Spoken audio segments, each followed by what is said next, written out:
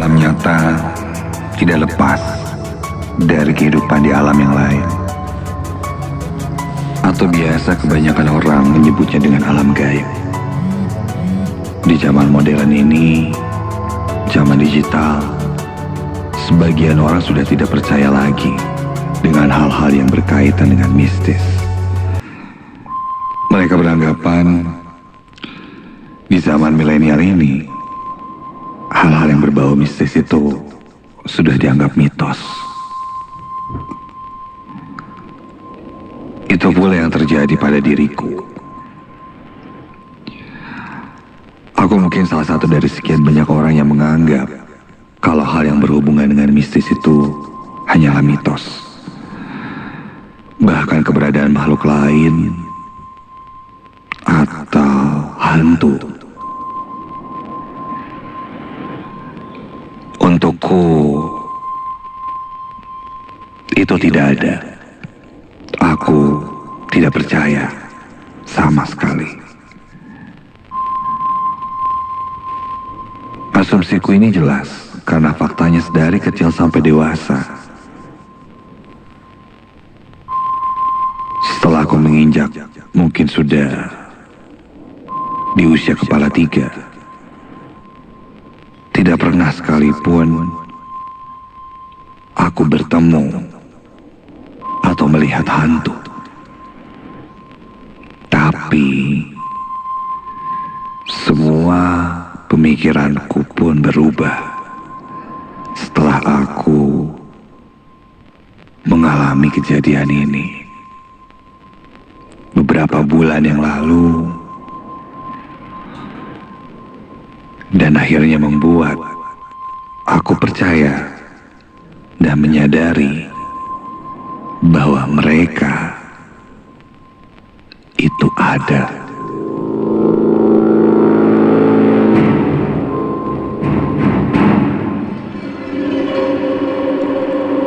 Namaku Asep. Teman-teman menyapa aku dengan panggilan Cecep. Aku asli Bandung. Aku bekerja sebagai pekerja di sebuah konstruksi bangunan untuk sebuah instansi.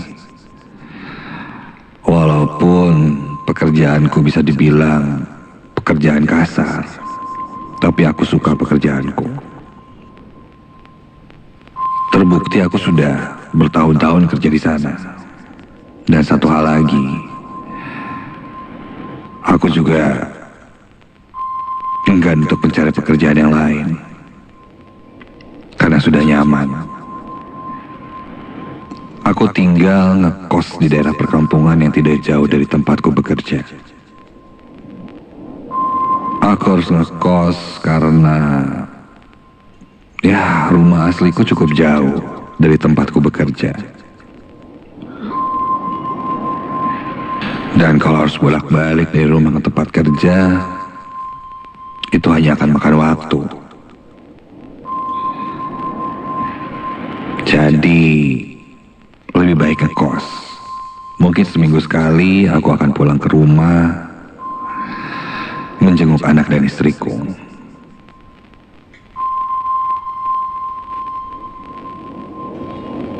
Sampailah pada hari itu. Sore itu, setelah aku berkunjung ke rumah orang tuaku sambil menengok anak dan istriku,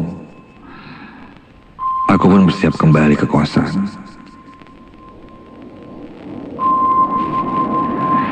Aku pulang karena mendapat kabar anakku sakit. Jadi aku sempat libur bekerja beberapa hari. Sekitar jam 4 sore, aku pun berangkat mengendarai motor, berpamitan dengan kedua orang tua juga anak dan istriku, untuk kembali ke kosan, ke tempat kerjaku.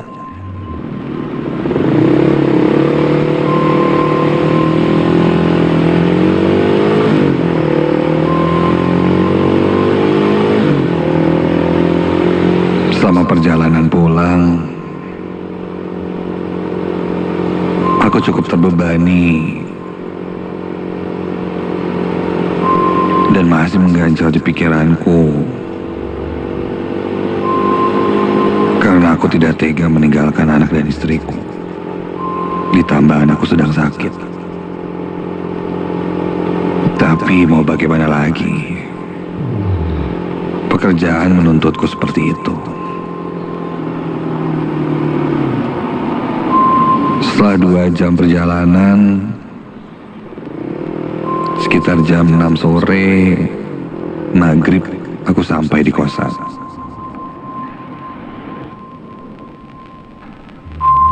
Aku mandi, bersih-bersih, dan setelah itu berencana untuk pergi ke warung makan untuk makan malam.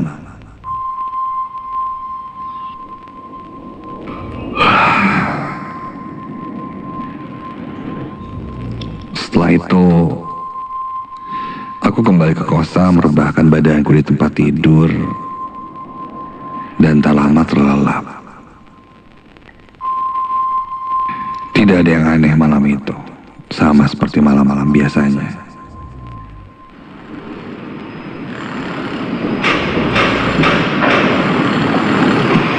Pagi harinya, aku pun kembali bekerja, mengerjakan konstruksi bangunan. Karena ada beberapa ruangan yang harus dipasang lantai, keramik,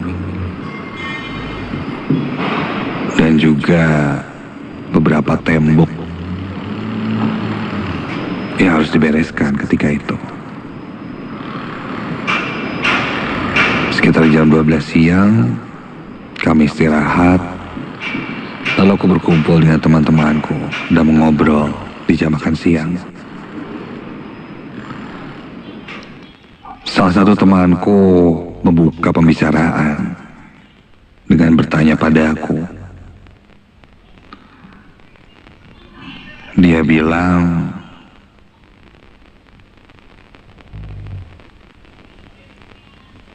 tempat kosku itu angker katanya. Dan dia bertanya kenapa aku betah tinggal di sana. Bahkan temanku bilang, di belakang kosanku itu ada gang dan katanya di sana banyak kuntilanak.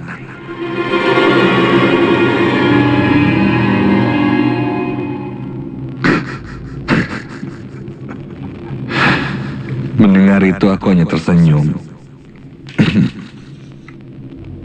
Entah apa maksud temanku itu, yang jelas jika dia berusaha menakut-nakutiku, sepertinya tidak berhasil. Aku menanggapinya. Selama aku ngekos di sana, tidak pernah sekalipun mengalami kejadian yang aneh-aneh.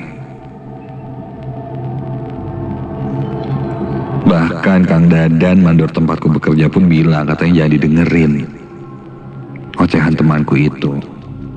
Ngaco. Kang Dadan pun mengajak kami untuk mulai bekerja lagi.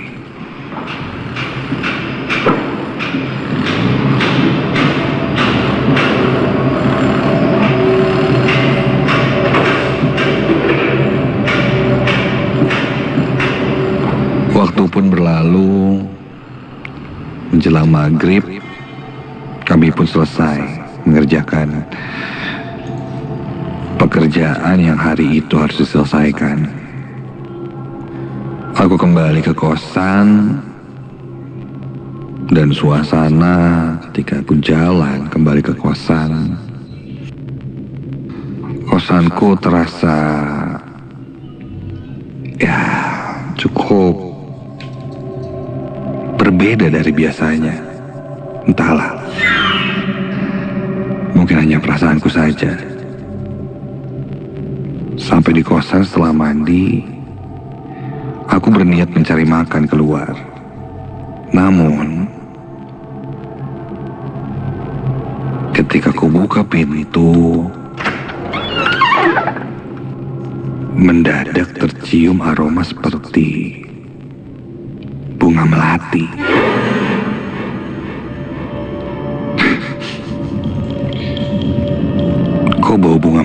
mati sih. Dari mana ya? Bodoh. Aku pun pergi keluar untuk cari makan. Tak berapa lama, aku kembali ke kamar kosanku, dan ketika masuk kembali, sesaat membuka pintu, menyeruak tercium lagi aroma wangi bunga melati.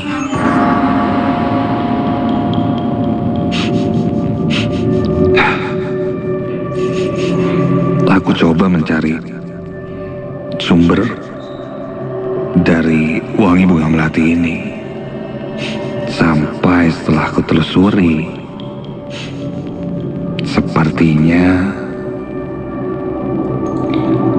wewangian itu berasal dari belakang gang kosanku.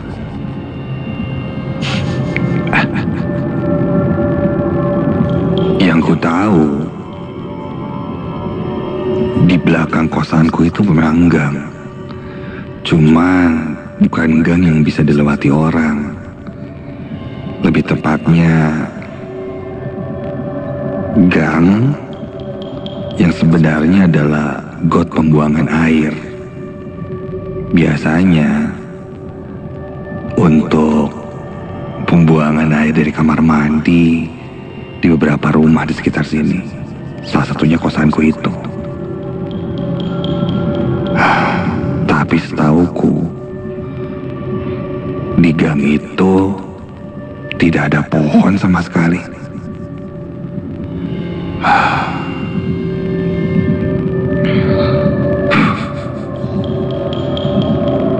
Aku coba menghiraukan. Aku kembali masuk ke kamar, mencari-cari kesibukan, melihat handphone, menonton YouTube sampai waktu berlalu dan kuliah sudah jam 10 malam.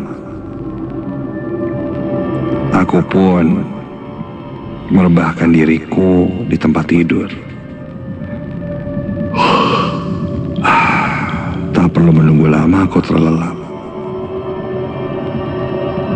Sampai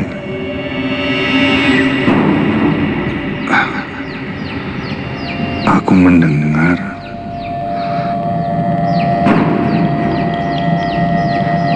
ada suara anak ayam.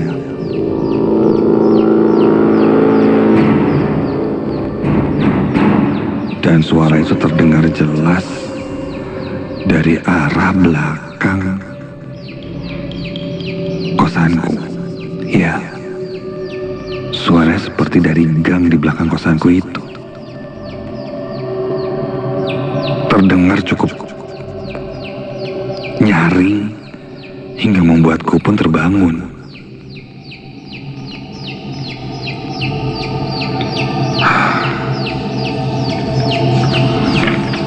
Kok ada suara anak ayam sih? Malam-malam lagi. Itu yang terlintas di pikiranku di awal ketika aku mendengar suara ciakan anak ayam. Sampai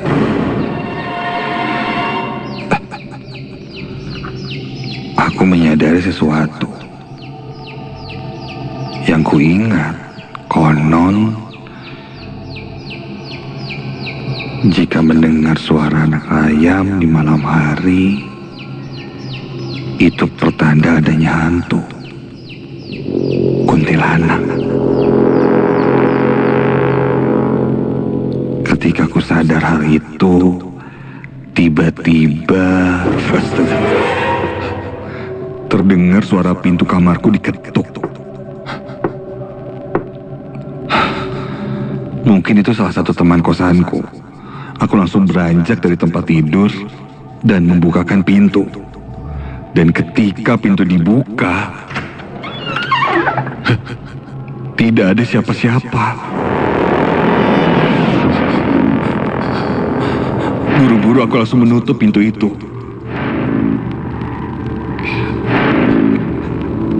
Dan Belum sampai pintu itu tertutup, kembali terdengar suara anak ayam. Kini suaranya jelas terdengar di sekitaran luar kosanku, dari arah depan pintuku.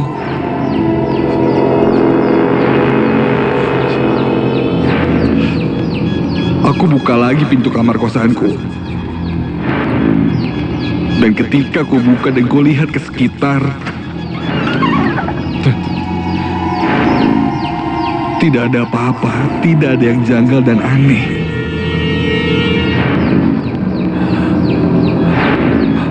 Aku pun berjalan mundur, kembali masuk ke dalam kamar kosanku. Aku tutup pintunya, dan ketika aku berbalik ke arah tempat tidur, astaga! Aku melihat tepat di atas tempat tidurku ada sesosok perempuan memakai gaun putih lusuh dengan rambutnya yang sangat panjang hingga menyentuh lantai. Sosok itu memandang wajahku dengan tatapan tajam. Wajahnya pucat, kurus, dan terlihat mulutnya tersenyum menyeringai kepadaku. Dan terdengar dia berkata,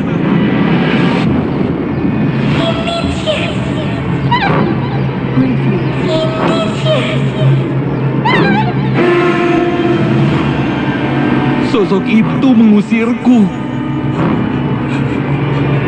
Pergi, pergi.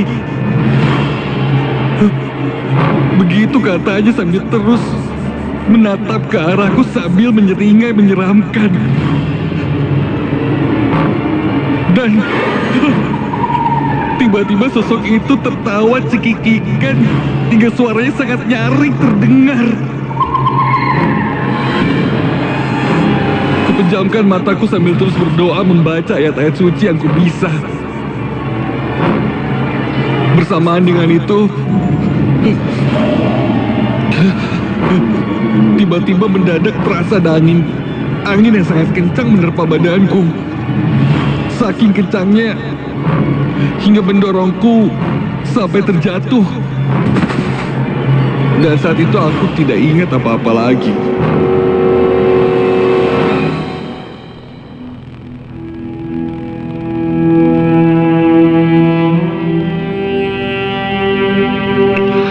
Saat terbangun dan tersadar, aku sudah tidak berada di dalam kamar kosanku, melainkan di tempat kerjaku.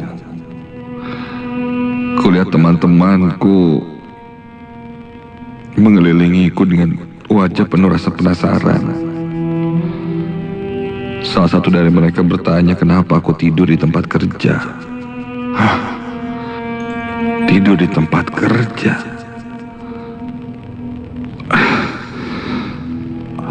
Aku pun coba ceritakan apa yang kualami. Mendengar itu teman-temanku menyarankan agar aku pindah kosan saja. Karena katanya kosanku itu angker. Seperti yang temanku di awal ceritakan. Konon, dulu ada sebuah kebun yang tidak terurus. Dan pernah terjadi satu kejadian di mana ada satu mayat korban pembunuhan yang ditemukan di sana. Bulu kuduku langsung berdiri merinding. Karena aku baru tahu latar belakang kosanku itu. Kejadian yang kualami tadi merupakan pengalaman terburuk sepanjang hidupku. Dan sekarang aku sadar bahwa mereka memang ada di sekitar kita. Aku pun pindah dari kosan itu. Namun, masih ada hal yang mengganjal di pikiranku. Sosok perempuan yang kutemui itu menyuruhku pergi dari kosan itu. Apa maksudnya? Sebenarnya masih jadi sebuah misteri untukku. Tapi, apa mungkin sosok itu ingin menyelamatkanku? Menyuruhku pergi agar tidak diganggu oleh hal-hal yang lebih menyeramkan lagi. Atau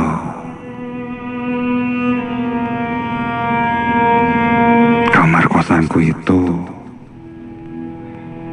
dulunya lokasi ditemukannya mayat korban pembunuhan itu.